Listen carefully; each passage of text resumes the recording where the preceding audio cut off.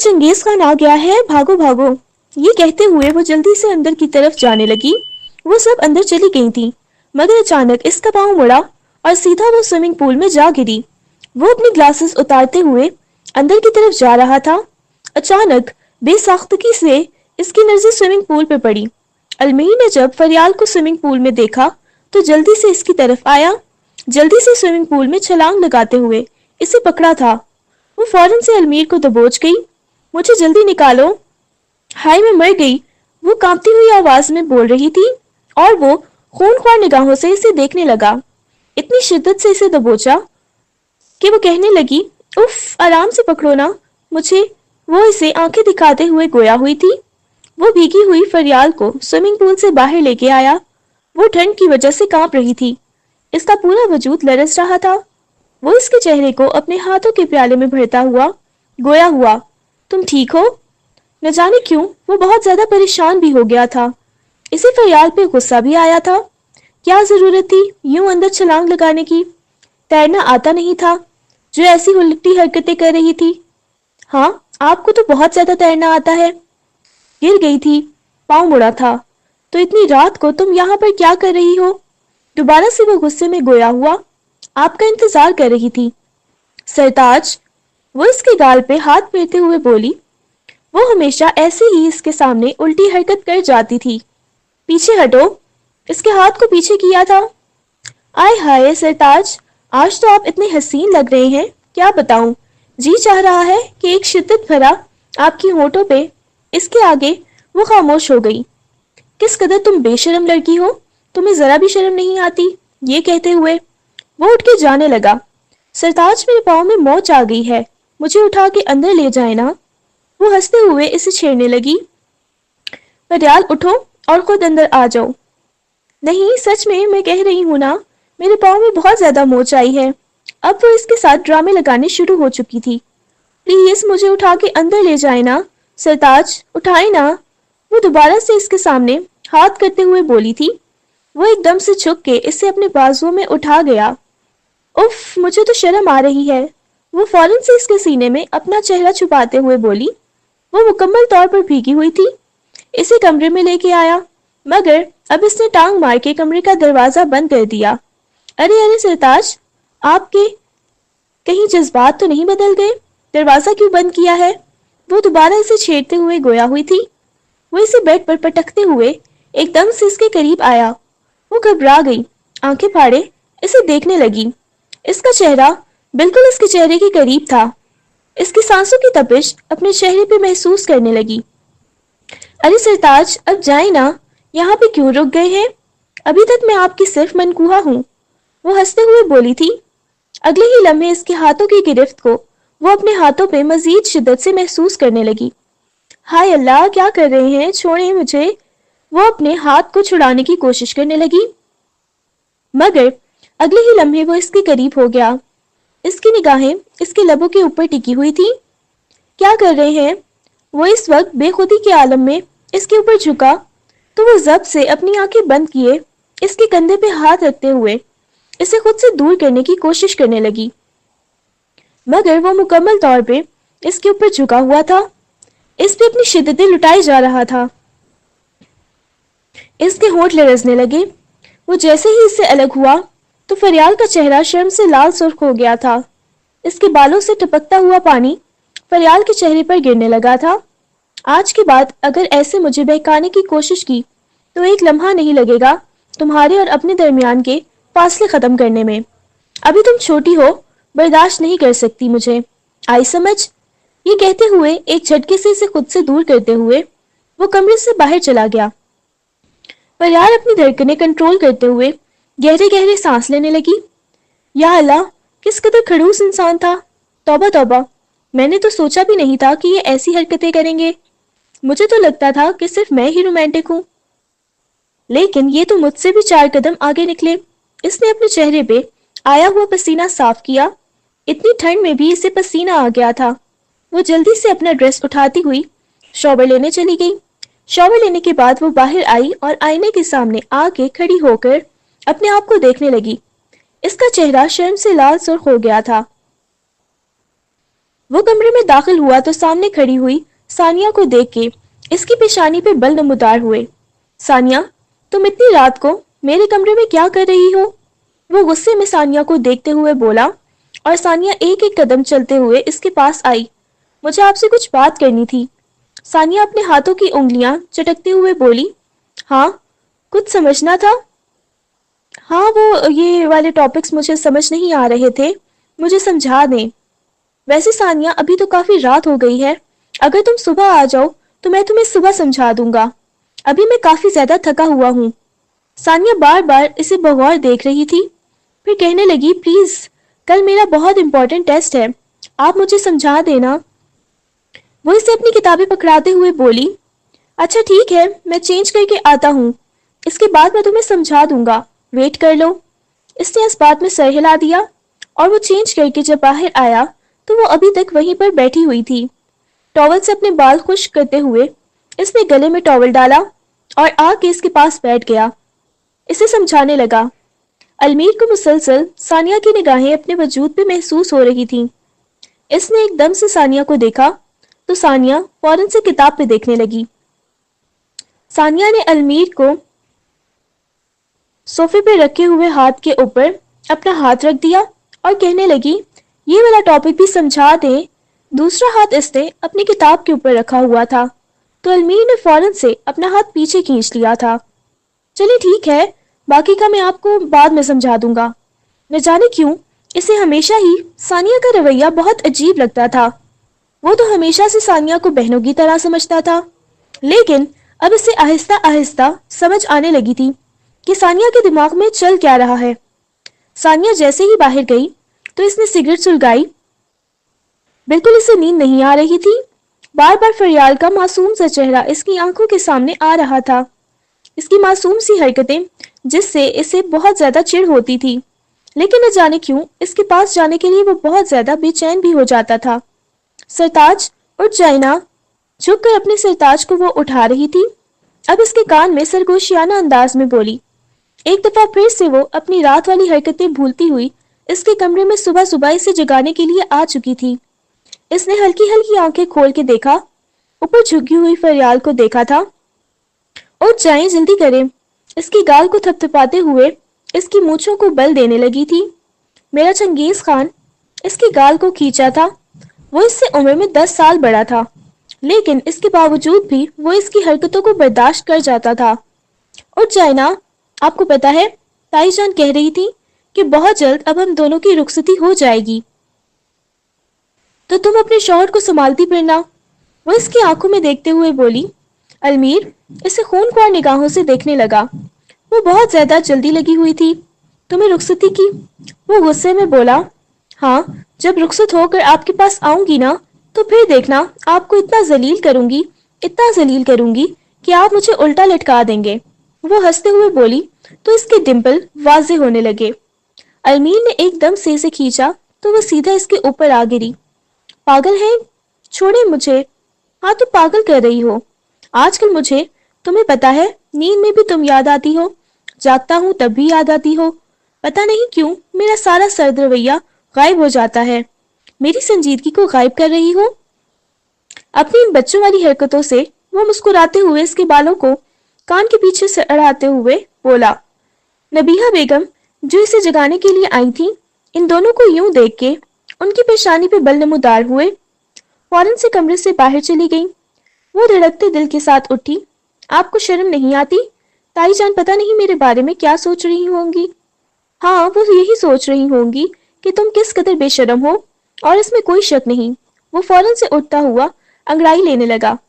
جیسے اس نے بازو اوپر کیے تو اچانک سے اسے گدگدی کرنے لگی۔ میڈم، ان سب سے مجھے فرق نہیں پڑتا، ہاں ایک چیز سے تمہیں فرق پڑے گا۔ یہ کہتے ہوئے ایک دم سے اسے کھینچتے ہوئے اس کی گردن کو چھوا تو وہ ہنسنے لگی۔ نہیں نا، چھوڑے مجھے، گدگدی ہوتی ہے، وہ ہنستے ہوئے بول رہی تھی اور وہ مسکراتے ہوئے اسے دیکھنے لگا۔ اس کے سینے پہ مکہ مارتے ہوئے وہ کمرے سے باہر چلی گئی۔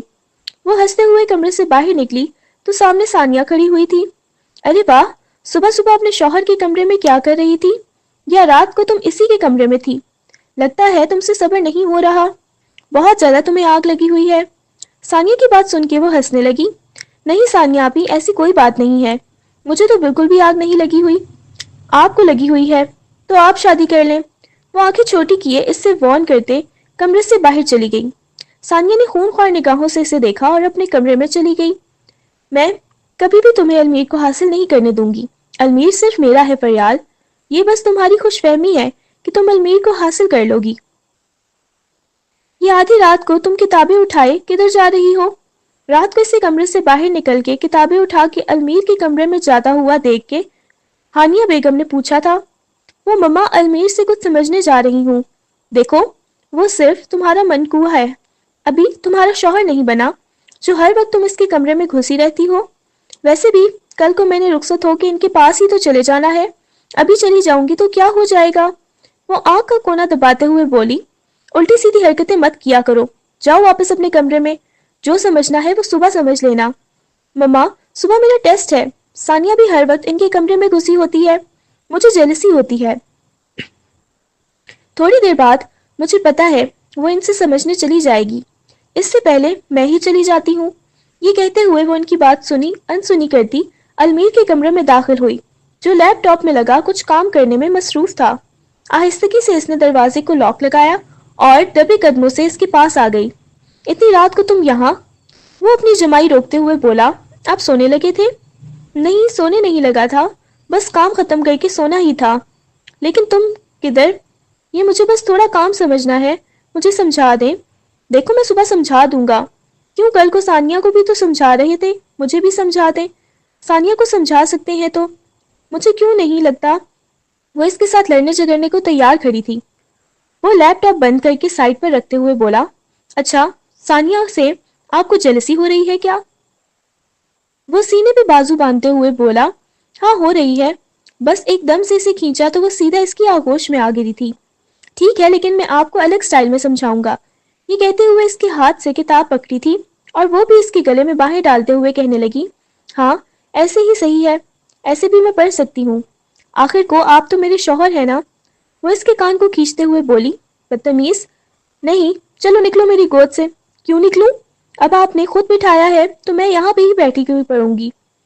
اس کے ساتھ چپکی ہوئی بولی تھی، میں نے کیا بولا کہ اٹھو؟ نہیں اٹھنا، کہیں آپ ثانیہ کو بھی تو ایسے ہی نہیں پڑھاتے؟ نہیں میرا بچہ، بالکل بھی نہیں، اس کو ایسے پڑھاتا۔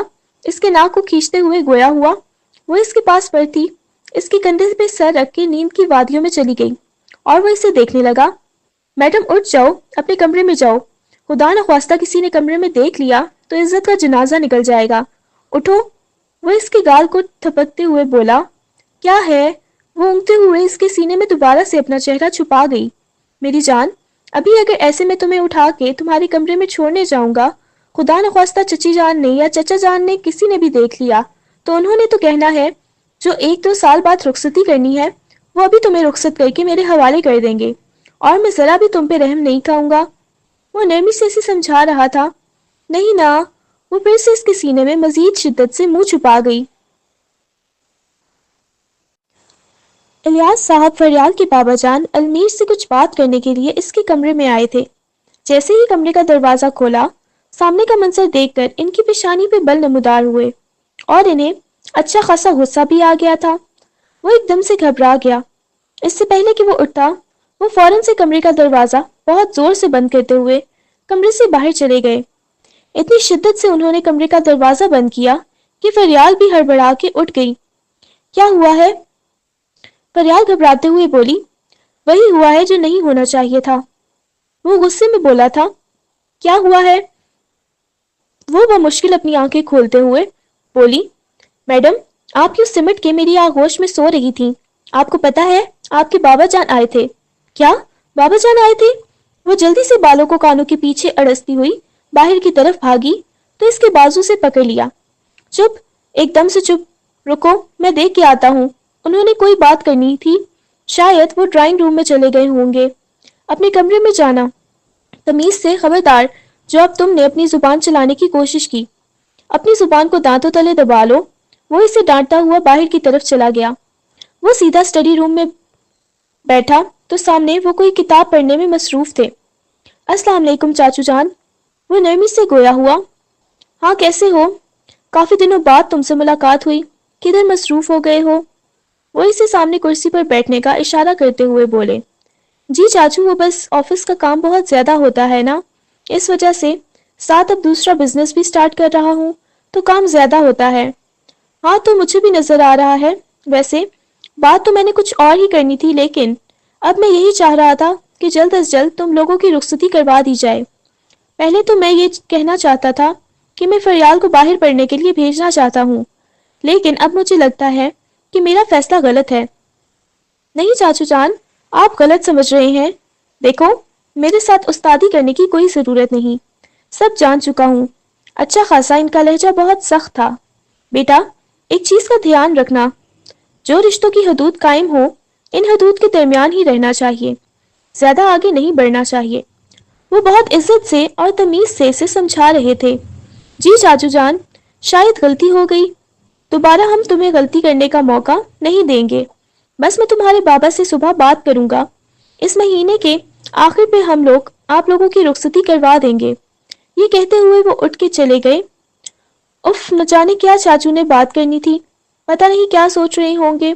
ये फरियाल की बच्ची ने किस कदर मुझे शर्मिंदा करवा दिया है, इसके साथ थोड़ी ना किसी ने कोई बात करनी थी। हथौड़े तो मेरे सर पर बरसाए गए हैं। ये सोचते हुए वो उठा और सीधा फरियाल के कमरे की तरफ गया। वो आईने के सामने खड़ी अपनी लबों पर लिपस्टिक लगा रही थी। हाँ, आधी रात को महारानी को तैयार होके कहाँ जाना है? इसे देखते हुए गोया हुआ, कहीं भी नहीं, इधर आए, मैं आपको बताती हूँ मैंने क्या करना है। ये कहती हुई इसके गिरबान से पकड़ते हुए अपने लब इसके गाल पे रखे। वहां लिपस्टिक का निशान बन गया। तुम्हारी इन्हीं हरकतों की वजह से 2-3 साल मुझे सुकून के मिलने थे, वो भी बर्बाद हो गए। क्या मतलब है? क्या हुआ है? वैसे सच्ची में बाबा जान ने देख लिया था या झूठ बोल रहे थे?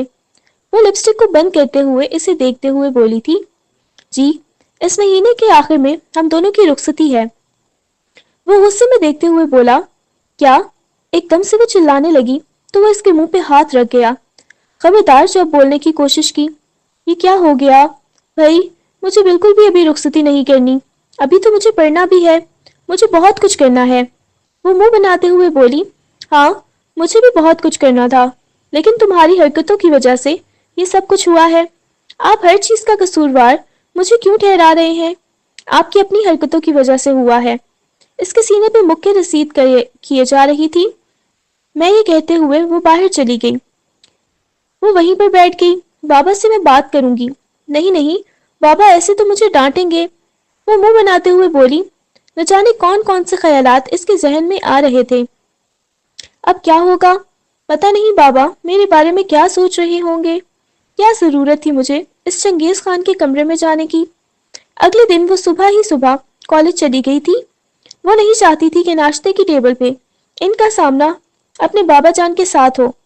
कॉलेज जाते ही इसकी सारी दोस्तें पहले ही प्लान बना के बैठी हुई थी, कहीं बाहर घूमने फिरने जाना है। वो कहने लगी, चंगेज खान कभी मीटिंग के लिए बाहर निकला होता है तो कभी किसी काम के लिए। इसने मुझे देख लिया तो बहुत बुरा होगा। यार कुछ नहीं होता, वैसे हमें कॉलेज से जाने की इजाजत तो नहीं है, लेकिन हम लोग छुप छुपा के चली जाती हैं। प्लीज यार, सबने भरपूर जिद की थी और वो चली गई थी। मगर कॉलेज वाले भी इतने लाइल्म नहीं थे कि इन्हें मालूम ना होता कि वो कॉलेज से अपनी क्लासेस बंक करके बाहर पार्टियां करने गई हुई हैं। छुट्टी से थोड़ी देर पहले ही वो जब कॉलेज वापस आई तो इन सबको प्रिंसिपल ने अपने ऑफिस में बुलाया। अब वो निगाहें झुकाए खड़ी हुई थी।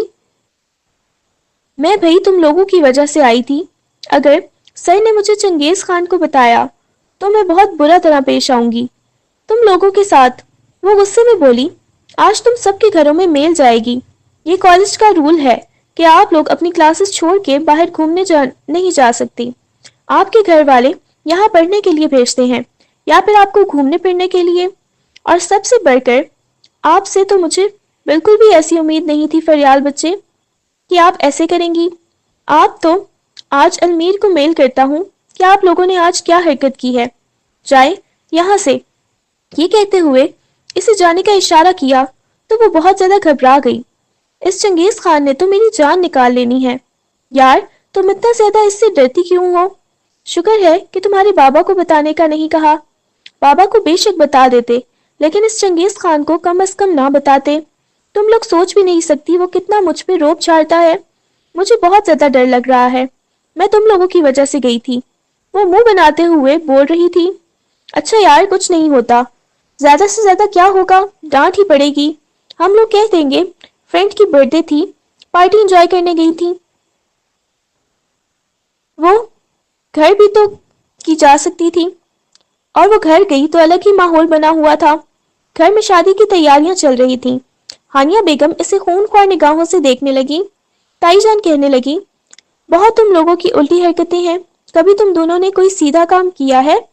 چچی جان، میں نے کیا کیا ہے؟ کچھ تو تم لوگوں نے ایسا کیا ہے کہ اچانک اتنی جلد بازی میں رخصتی کروا رہے ہیں تمہارے بابا۔ ہاں وہ بس کیا ہے، رات کو میں ان کی گود میں سو رہی تھی نا، تو وہ بابا جان نے دیکھ لیا تھا۔ وہ بھی ٹٹائی سے ان کو سب کچھ بتانے لگی۔ یا اللہ، میں اس لڑکی کا کیا کروں؟ ہانیہ بیگم نے تو اپنا سر پیٹ لیا تھا۔ بس بہن، میرا بیٹا بھی کچھ کم نہیں ہے، دونوں نے کوئی نہ کوئی الٹی حرکت کی ہوگی تو یہ ہوا ہے۔ منع بھی کیا تھا میں نے اسے، انہوں نے فریال کو تھپڑ مارا۔ کیا ہے مما؟ وہ اس کے بازو پہ تھپڑ مار رہی تھی۔ چھوڑے نا مجھے، ابھی اس سے پہلے کتنی زیادہ ٹینشن بنی ہوئی تھی۔ وہ سیدھا اپنے کمرے میں آ گئی۔ رات اس نے سوچ لیا تھا کہ اس کے کمرے میں جا کے اس کی میل پڑھنے سے پہلے ہی اس کا موبائل اٹھا لے گی اور میل ڈیلیٹ کر دے گی، لیکن اس کا اسے بالکل بھی علم نہیں ہوا تھا کہ اس کا پلان بری طرح سے ناکام ہونے والا ہے۔ آدھی رات کو وہ اس کے کمرے میں داخل ہوئی، دیکھا تو وہ سکون کی نیند سو رہا تھا۔ شکر ہے سویا پڑا ہے، آرام سے اپنا کام کر لیتی ہوں، یہ کہتے ہوئے اس نے سائڈ پہ پڑا ہوا اس کا موبائل اٹھایا اور جلدی جلدی میں ای میل ڈیلیٹ کرنے لگی۔ جیسے ہی وہ میل ڈیلیٹ کر کے مڑی تو سامنے کھڑے ہوئے شخص کو دیکھ کے وہ گھبرا گئی۔ پہلے تمہاری حرکتوں کی وجہ سے مجھے کچھ کم شرمندگی کا سامنا کرنا پڑ رہا تھا کہ اب تم نے یہ الٹی حرکتیں شروع کر دی ہیں۔ ہاں بتاؤ، وہ غصے میں سے دیکھتے ہوئے بولا۔ وہ میں کہاں گئی تھی آج تم؟ وہ ایک ایک قدم اس کی طرف بڑھاتے ہوئے گویا ہوا تو وہ پیچھے بالکل الماری کے ساتھ لگ گئی تھی۔ وہ کیا کر رہی ہو؟ بکریوں کی طرح لگی ہوئی ہو، ادھر میری طرف دیکھو۔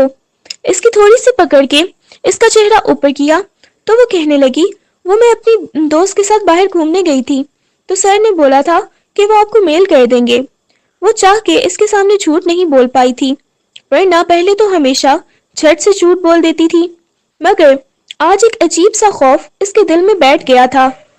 اور اب اس کی میں تمہیں کیا سزا دوں؟ کیونکہ مجھے انہوں نے کال کر کے بتایا تھا۔ میل تو آئی ہوئی تھی لیکن پہلے بھی وہ مجھے بتا چکے تھے۔ میں تو دیکھ رہا تھا کہ آج بھی تم مجھ سے جھوٹ بولو گی، لیکن بڑی بات ہے، آج تم نے سچ بول دیا۔ یہ کہتے ہوئے ایک دم سے اسے کھینچا تو وہ سیدھا اس کے سینے سے آ لگی تھی۔ اچھا مجھے جانے دینا، میں آئندہ ایسے نہیں کروں گی، پکا وعدہ۔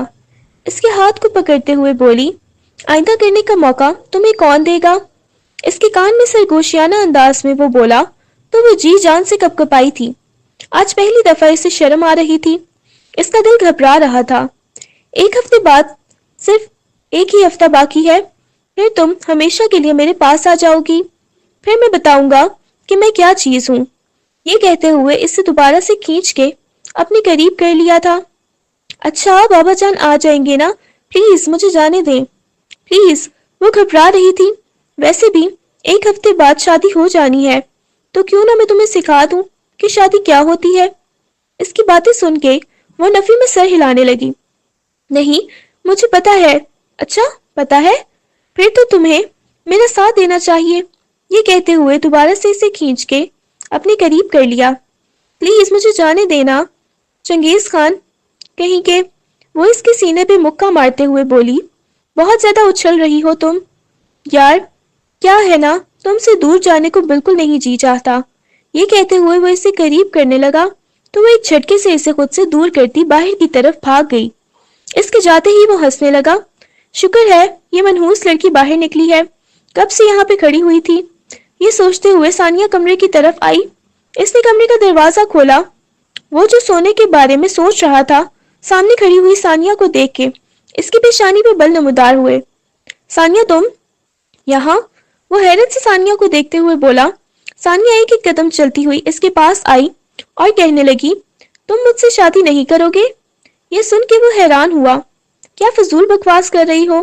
تم جب اچھی طرح جانتی ہو میں تم سے محبت کرتی ہوں، تم میری محبت کا جواب محبت سے کیوں نہیں دیتے؟ بتاؤ مجھے۔ وہ اس کی گریبان سے پکڑتے ہوئے بولی تو اس نے زوردار تماچا ثانیہ کے منہ پہ رسید کیا۔ دماغ خراب ہو گیا ہے تمہارا؟ المیر، میں تم سے محبت کرتی ہوں، میں تمہیں کبھی بھی فریال کا نہیں ہونے دوں گی۔ یہ کہتے ہوئے وہ المیر کی گریبان سے پکڑتے ہوئے اسے اپنے قریب کر گئی۔ فریال سے میں محبت کرتا ہوں اور فریال میری ہے، تم کبھی فریال کی جگہ نہیں لے سکتی۔ کیوں نہیں لے سکتی؟ میں لے سکتی ہوں، میں تم سے محبت کرتی ہوں۔ یہ کہتے ہوئے اس کی گریبان سے پکڑتی اسے اپنے قریب کرنے لگی۔ جب المیر نے اسے پیچھے دھکا دیا تو اگلے ہی لمحے اس نے اپنا دوپٹہ اتار کے دور پھینکا اور اپنی لپسٹک پھیلائی۔ اس کے بعد چلانے لگی تھی۔ خود ہی اس نے دروازے کو لاک لگا دیا اور خود ہی دروازے پر دستک دینے لگی۔ پاگل ہو گئی ہو کیا؟ یہ کیا کر رہی ہو؟ بچاؤ بچاؤ بول رہی تھی وہ۔ باہر سے سب اکٹھے ہو گئے۔ المیر چھوڑو مجھے، المیر تم میرے ساتھ کیا کر رہے ہو؟ پاگل ہو گئے ہو کیا؟ وہ اپنے ساتھ جو حرکتیں کر رہی تھی، اس نے جو اپنا حلیہ بنا رکھا تھا، صاف ظاہر ہو رہا تھا کہ کیا ہو سکتا ہے اور سب اس کا کیا مطلب سمجھیں گے۔ ایک دم سے دروازہ کھلا، وہ اپنے تایا جان کے سینے سے جا لگی تھی۔ تایا جان، آپ کے بیٹے نے میرے ساتھ… وہ بہت بری طرح سے رو رہی تھی۔ جلدی سے ہانیہ بیگم نے اس کے کندھوں پہ چادر ڈالی۔ اس کی ایسی حالت دیکھ کے تایا جان نے اس نے میرے ساتھ وہی کہتے ہوئے آگے سے رو پڑی اور وہ ثانیہ کی طرف دیکھنے لگا۔ بابا جان، یہ لڑکی جھوٹ بول رہی ہے۔ مگر اگلے ہی لمحے اس کی نظر پیچھے کھڑی ہوئی فریال کی طرف گئی۔ نہیں فریال، ایسا کچھ بھی نہیں ہے، یہ جھوٹ بول رہی ہے۔ بابا جان، میں فریال سے محبت کرتا ہوں۔ خبردار، جو تم نے بکواس کرنے کی کوشش کی، اسے کمرے میں لے کے جاؤ۔ انہوں نے ثانیہ کو اس کے کمرے میں لے جانے کا کہا تھا اور وہ اسے دیکھنے لگے۔ اس کے بابا جان نے زوردار تماچا اس کے منہ پہ رسید کیا۔ وہ اپنے گال پہ ہاتھ رکھتے ہوئے اپنے بابا کو دیکھنے لگا۔ بابا جان، وہ لڑکی جھوٹ بول رہی ہے، ایسا کچھ بھی نہیں ہے، تمہیں شرم سے ڈوب مرنا چاہیے۔ بابا جان، سچ میں وہ جھوٹ بول رہی ہے، کوئی لڑکی اتنا بڑا جھوٹ نہیں بولتی۔ بابا جان میں ایسے کیوں کروں گا؟ بابا جان، آپ لوگوں کو کوئی غلط فہمی ہوئی ہے۔ وہ ان کو اپنا یقین دلانے کی کوشش کر رہا تھا، لیکن آہستہ آہستہ سب وہاں سے چلے گئے۔ اس نے وہاں کھڑی ہوئی فریال کو دیکھا۔ فریال کمرے کا دروازہ بند کرتے ہوئے اس کی طرف آئی، کندھوں سے پکڑ کے اسے سمجھانے لگا تھا اور وہ اس کی آنکھوں میں دیکھ رہی تھی۔ فریال، میں قسم اٹھاتا ہوں، مجھے تمہاری قسم، فریال ایسا کچھ بھی نہیں ہوا۔ فریال بس روئی جا رہی تھی، اس کی آنکھوں میں سے آنسو بہ رہے تھے۔ وہ اسے دیکھنے لگی۔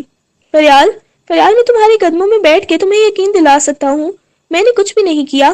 وہ بے گناہ ہوتے ہوئے بھی گڑ گڑا رہا تھا۔ دیکھو، ان سب نے یقین نہیں کیا۔ تم تو مجھ سے محبت کرتی ہو نا فریال، میں بھی تم سے محبت کرتا ہوں، تم تو مجھ پر یقین کرو نا، مجھے غلط نہیں سمجھو گی۔ ثانیہ نے یہ سب کچھ جان بوجھ کے کیا ہے۔ فریال نے آج پہلی دفعہ المیر کو اس قدر بے بس دیکھا تھا، ورنہ وہ کردار کا بہت مضبوط انسان تھا۔ وہ جانتی تھی اس نے کبھی فریال کے علاوہ کسی کی طرف ہی نہیں دیکھا، لیکن پھر فریال کیوں بول نہیں پا رہی تھی؟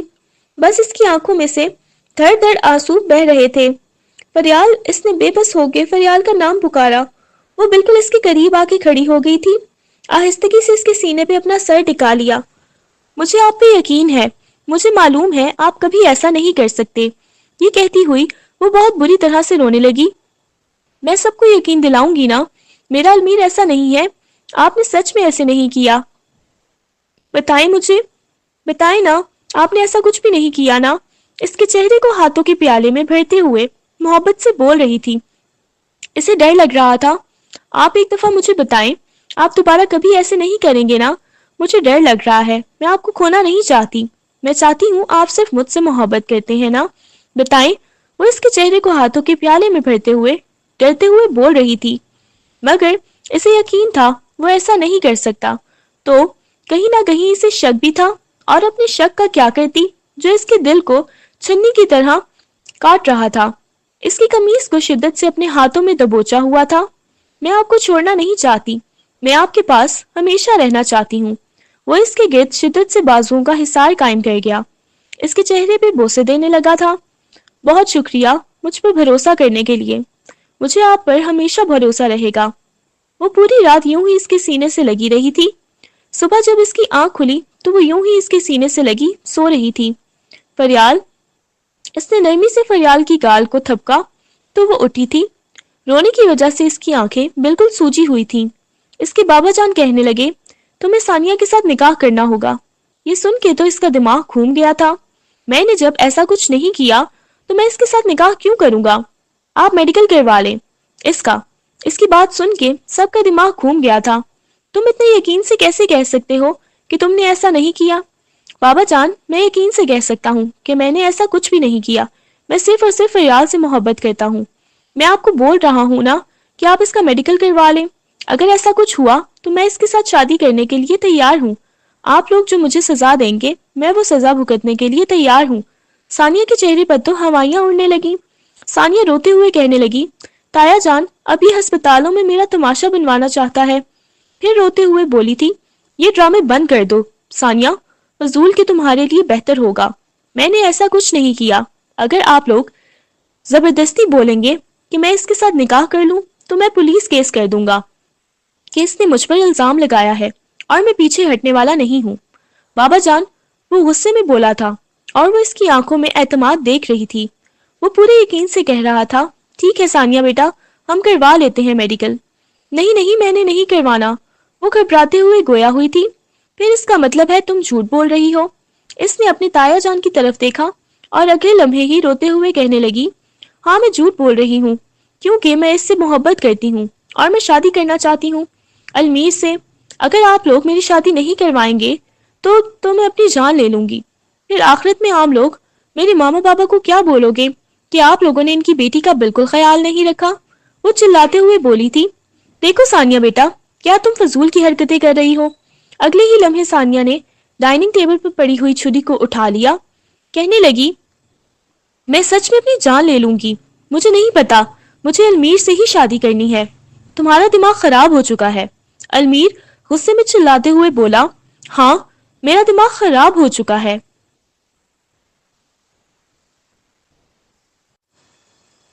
میں اپنی جان لے لوں گی، یہ کہتے ہوئے وہ جو حرکت کرنے لگی تھی، یہ دیکھ کر تو سب کا دماغ گھوم گیا تھا۔ پاگل ہو گئی ہو کیا؟ یہ تم کیا کر رہی ہو؟ فریال پیچھے ڈری ہوئی کھڑی ہوئی تھی۔ المیر کہنے لگا، میری بلا سے جو کرنا ہے کرو، میں کبھی تم سے شادی نہیں کروں گا۔ میں صرف اور صرف فریال سے محبت کرتا ہوں اور فریال میری بیوی ہے۔ وہ غصے میں چلاتے ہوئے بولا۔ اگلے ہی لمحے ثانیہ نے اپنی کلائی پہ چھری مار لی تھی۔ سب اس کی طرف بھاگے تھے۔ وہ خون خوار نگاہوں سے ثانیہ کو دیکھ رہا تھا۔ وہ جانتا تھا کہ ثانیہ ایسی فضول حرکتیں کر کے، محض زبردستی کر کے اسے حاصل کرنا چاہتی ہے، مگر ایسا ممکن نہیں تھا۔ وہ ضد کر کے اسے حاصل کر سکتی تھی۔ پہلے ہی ثانیہ جتنا بڑا اس پر الزام لگا چکی تھی، وہ پہلے ہی اس کی نظروں سے گر گئی تھی۔ وہ سب اسے لے کے ہاسپٹل چلے گئے تھے۔ فریال بہت زیادہ ڈری ہوئی کھڑی تھی۔ وہ آہستگی سے فریال کے پاس آئی۔ فریال، کیا ہوا ہے؟ وہ روتے ہوئے اس کے سینے سے لپٹ گئی تھی۔ مجھے بہت زیادہ ڈر لگ رہا ہے۔ کیا ہوگا؟ وہ آنکھوں میں آنسو لیے اس کی طرف دیکھتے ہوئے بولی، کچھ بھی نہیں ہوگا۔ اس کے چہرے کو اپنے ہاتھوں کے پیالے میں بھرتے ہوئے گویا ہوا، تمہیں پریشان ہونے کی ضرورت نہیں ہے۔ وہ آپ کے ساتھ شادی کر لے گی کیا؟ وہ اپنی جان لے لے گی؟ پاگل ہو گئی ہو کیا؟ میں صرف اور صرف تمہارا ہوں اور تم سے محبت کرتا ہوں۔ فریال، یہ کہتے ہوئے وہ اسے اپنے سینے سے لگا گیا تھا۔ ثانیہ کا سب بہت زیادہ خیال رکھ رہے تھے، مگر وہ ثانیہ سے کسی قسم کی کوئی بات نہیں کر رہے تھے۔ وہ دن بھی آ گیا تھا جب وہ رخصت ہو کے اس کے کمرے میں آ گئی تھی اور فریال ابھی بھی بہت زیادہ ڈری ہوئی بیٹھی ہوئی تھی۔ کمرے کا دروازہ کھلا اور ثانیہ بیگم کمرے میں داخل ہوئی تھی۔ اس نے نگاہیں اٹھا کے ثانیہ کو دیکھا۔ ثانیہ کو دیکھتے ہی اسے بہت زیادہ ڈر لگنے لگا تھا، نہ جانے کیوں۔ ثانیہ اس کے کمرے میں آئی ہے۔ وہ گھبرا گئی۔ ثانیہ ایک ایک قدم چلتی ہوئی اس کے پاس آئی، نگاہیں جھکا گئی۔ فریال، میں تمہارے سامنے بہت زیادہ شرمندہ ہوں، مجھے ایسا قدم نہیں اٹھانا چاہیے تھا، لیکن نہ جانے کیوں میں بچپن سے ہی اس سے محبت کرنے لگی تھی۔ ماما بابا کے انتقال کے بعد مجھے معلوم تھا کہ تم دونوں کا نکاح ہوا ہے، لیکن اس کے باوجود بھی نہ جانے کیا تھا، مجھے نہ جانے کب کیسے اس سے محبت ہو گئی۔ وہ نگاہیں جھکاتے ہوئے بولی تھی، لیکن مجھے معاف کر دینا، وہ صرف تمہارا ہے اور میں کبھی دوبارہ تم سے چھیننے کی کوشش نہیں کروں گی۔ یہ کہتے ہوئے وہ کمرے سے باہر چلی گئی، اور فریال کے اندر ایک سکون سا اتر گیا تھا کہ وہ شخص صرف اور صرف اسی کا ہے، وہ کبھی اسے چھین نہیں سکتی۔ اور امیر نے بھی تو فریال کو احساس کروایا تھا کہ وہ فریال کے علاوہ کبھی کسی اور کے بارے میں سوچ بھی نہیں سکتا۔ تھوڑی دیر بعد کمرے کا دروازہ کھلا اور المیر کمرے میں داخل ہوا۔ وہ بھی پرسکون لگ رہا تھا۔ وہ آ کے اس کے سامنے بیٹھا۔ اچھا بیگم، میں سوچ رہا تھا کہ مجھے ثانیہ سے شادی کر لینی چاہیے۔ تم نے بولا تھا نا کہ ثانیہ سے شادی کر لو۔ وہ مسکراتے ہوئے گویا ہوا۔ فریال نے ایک دم سے گھونگھٹ اٹھا کے دیکھا اور خون خوار نگاہوں سے اسے دیکھتے ہوئے بولی، خبردار، جو ایسا سوچا بھی تو جان نکال لوں گی آپ کی، سارا خون پی جاؤں گی۔ اگر چوس جاؤ گی میرا سارا خون تو پھر تمہارا کیا ہوگا؟ آپ نے میرے ساتھ بے وفائی کرنے کی کوشش کی تو غصے میں وہ یہ کہتے ہوئے اسے آنکھیں دکھانے لگی تھی۔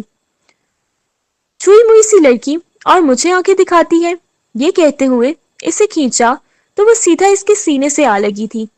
شدت سے اس کے گرد بازوؤں کا حصار قائم کرتے ہوئے اپنے لب اس کی گردن پہ رکھے تو وہ ہنسنے لگی۔ نہیں کرے نا، مجھے گدگدی ہوتی ہے۔ وہ دوبارہ سے ہنسنے لگی تھی۔ ابھی بھی وہ اس بات میں سر ہلانے لگی۔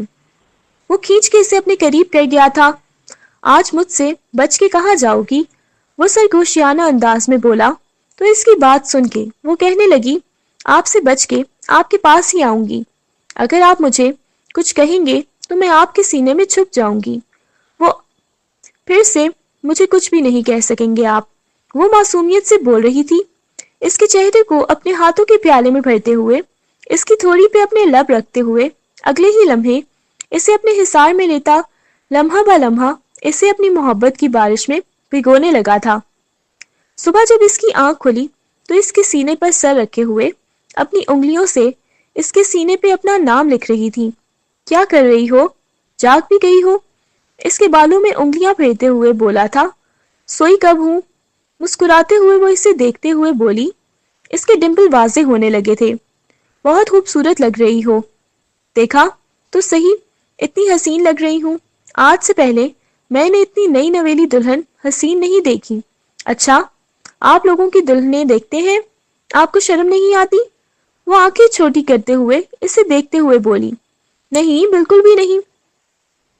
آپ کو دیکھتا ہوں نا، پتہ نہیں میرا دل کر رہا ہے آپ کو کچا چبا جاؤں۔ اس کے گالوں کو کھینچتے ہوئے وہ گویا ہوا تھا۔ وہ مسکراتے ہوئے اس کے سینے میں اپنا سر ٹکا گئی تھی۔ میں آپ کو رات بھر دیکھتی رہی ہوں، آپ سوتے ہوئے اتنے پیارے لگتے ہو۔ وہ مسکراتے ہوئے اسے بتانے لگی، اور وہ کہنے لگا کہ سچ میں سویا ہوا پھر اچھا لگتا ہوگا۔ وہ اس بات میں سر ہلا گئی۔ ہاں، اتنے پیارے لگتے ہو، دل کر رہا تھا میں آپ کو کچا کھا جاؤں۔ اچھا، کھا جاؤ، اور میرا دل کر رہا ہے میں آپ کو کچا کھا جاؤں گی۔ یہ کہتے ہوئے اسے کھینچ کے دوبارہ سے اپنے حصار میں لے گیا۔ تو میں نے بولا تھا رات کو صبح 12 بجے تک میرے کمرے کے دروازے پہ کوئی دستک نہ دے، بس میں لمبی سکون کی نیند سونا چاہتا ہوں۔